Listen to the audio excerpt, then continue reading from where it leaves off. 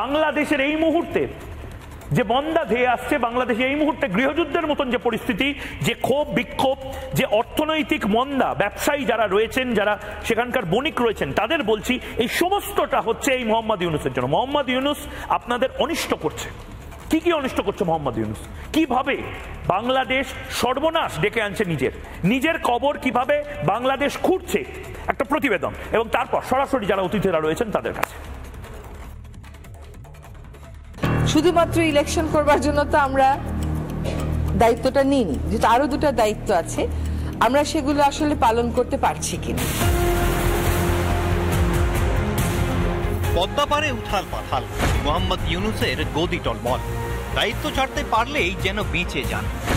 বাংলাদেশকে প্রায় ডুবিয়ে দিয়ে পিটটান দেওয়ার তাল ইউনূসের। হাসিনা সরকারের পতনের পর থেকেই শেষের শুরু হয়ে গিয়েছে ঢাকার। ভারতের পায়ে পা লাগিয়ে ঝগড়া করার খেসারত দিচ্ছে বাংলাদেশ। বাণিজ্যে প্রধানমন্ত্রী সার্জিক্যাল স্ট্রাইক করতেই শুরু হয়ে গিয়েছে হাঁসফাঁস। কোটি কোটি টাকা লোকসান হতেই শুরু কান্নাকাটি। ব্যবসায়ীরা চাপ দিচ্ছেন ইউনূসকে, ভারতকে না চটাতে বলছেন ওপারের বণিকরা। প্রায় 1 বছর ধরে বাংলাদেশের বাজারে জিনিসপত্র দামে আগুন। থলি ভর্তি টাকা নিয়ে গিয়েও জিনিস আনতে হচ্ছে পকেটে করে। হাড়ে মা ভবানী, এটাই বাংলাদেশের কাহিনী। এই অবস্থায় দীর্ঘ সময় ধরে ভারত চৌকাট পেরোতে না দিলে এবার না খেতে পেয়ে মরবে বাংলাদেশ। অর্থনীতির অধ্যাপক ঢাকার মসনদে বসেই যেন কোমায় পাঠিয়ে দিয়েছেন নিজের দেশের অর্থনীতিকেই। প্রশাসন চালাতে ডাহা ফেল ইউনূস সাহেব। নাকানি চোবানি খাচ্ছে অন্তর্বর্তী সরকার, অথচ তাগিদ নেই ভোট করানোরও। আর এতেই চটেছে বিএনপি, বাংলাদেশের সেনাবাহিনী। খালেদা জিয়ার দল তো চোখ রাঙাচ্ছেই, এবার হুঙ্কার দিচ্ছেন সেনা প্রধানও।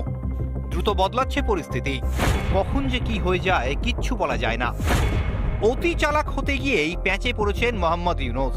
শান্তিতে নোবেলজয়ী আখের গোছাতে হাওয়া হয়ে গিয়েছিলেন অশান্তির আগুনে। এতেই বেজায় চটেছে বাংলাদেশের মানুষ। পদ্মাপাড়ে গৃহযুদ্ধ কি স্রেফ সময়ের অপেক্ষা? ফের কি একবার পালা বদলের জন্য শুরু হবে লড়াই? ইউনূস জমানার জবনিকা পতন কি স্রেফ সময়ের অপেক্ষা? রিপাবলিক বাংলা। যারা এই মুহূর্তে রয়েছেন, আমি আবারও বলছি, তাদের সাথে লড়াইয়ের থেকেও গুরুত্বপূর্ণ আজকে বোঝা। কিছু লোককে বোঝানো যারা বাংলাদেশ থেকে যুক্ত হবেন, কিছু লোকের থেকে বোঝা যে ভারতবর্ষ চাইনি অনেক জিনিস, কিন্তু ভারতবর্ষ যেটা করলো সেটা মাস্টার স্ট্রোকের থেকেও বড় কথা। এই মোহাম্মদ ইউনূসের এই লাফালাফি, এই সেভেন সিস্টার বলা, এই সমস্ত কিছুকে বন্ধ করার একটা অন্যতম হাতিয়ার।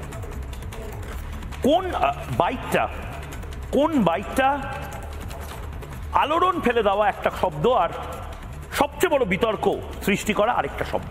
কোন বাইকটা? দুটোই করেছে মোহাম্মদ ইউনূস। সত্যি মোহাম্মদ ইউনূসের একটি 30 সেকেন্ডের বাইট, সেইটা গোটা ভারতীয় উপমহাদেশের সবচেয়ে বিতর্কিত বাইটে পরিণত হয়েছে। কেন? মোহাম্মদ ইউনূস সে নেপালে বা চায়নায় বসে সেভেন সিস্টার নিয়ে বলছে আলাদা বিষয়। সেভেন সিস্টার কেন বিভিন্ন কিছু নিয়ে বলতে পারে। আমিও যেরকম রংপুর চট্টগ্রাম নিয়ে বলি, আমিও যেরকম ভাবে বলি যে সত্যিই তো চট্টগ্রাম মাঙ্গে আজাদি, রংপুর মাঙ্গে আজাদি, ময়মনসিংহ মাঙ্গে আজাদি, আমি বলি এগুলো। কিন্তু একজন রাষ্ট্রপ্রধান, state actor, non state actor নয়, স্টেট অ্যাক্টর, সে নেপালে বসে বলছে যে বিভিন্ন দেশ আছে যাদের সাথে বাংলাদেশ ব্যবসা করতে পারে।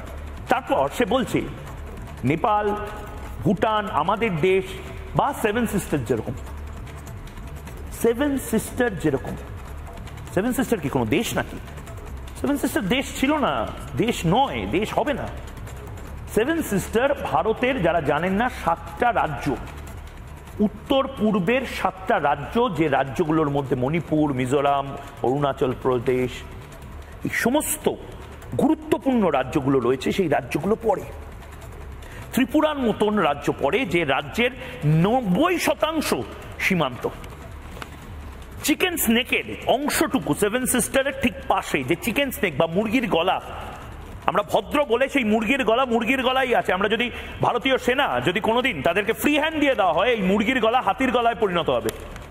সেভেন সিস্টারের চিকেন স্নেকের বাঁদিক ডান দিকটায় যদি আমরা চাই যে এসো তো বাবা একটু ম্যাজিক দেখাই, তাহলে রংপুরটা যদি আমরা নিয়ে নিই বা রংপুরটা যদি চলে আসে, তাহলে সেটা হাতির গলায় পরিণত হবে। মোহাম্মদ ইউনূসের সেই বাইকটা আরেকবার শোনাবো এবং তারপর আমি অতিথিদের কাছে যাবো। আমাদের এটার পেছনে যেতে হবে এবং তার সঙ্গে আবার যোগ করলাম, এটা শুধু হৃৎপিণ্ড বাংলাদেশের জন্য না, আশেপাশের দেশগুলোর সঙ্গে সংযুক্ত, যে কারণে নেপালের কথা বললাম, ভুটানের কথা বললাম, সেভেন সিস্টার্সের কথা বললাম। সবার জন্য হৃৎপিণ্ড একটাই, নেপালের জন্য হৃৎপিণ্ডই নেই, কাজে আমাদের হৃৎপিণ্ড দিয়ে তাকে জ্বালতে হবে।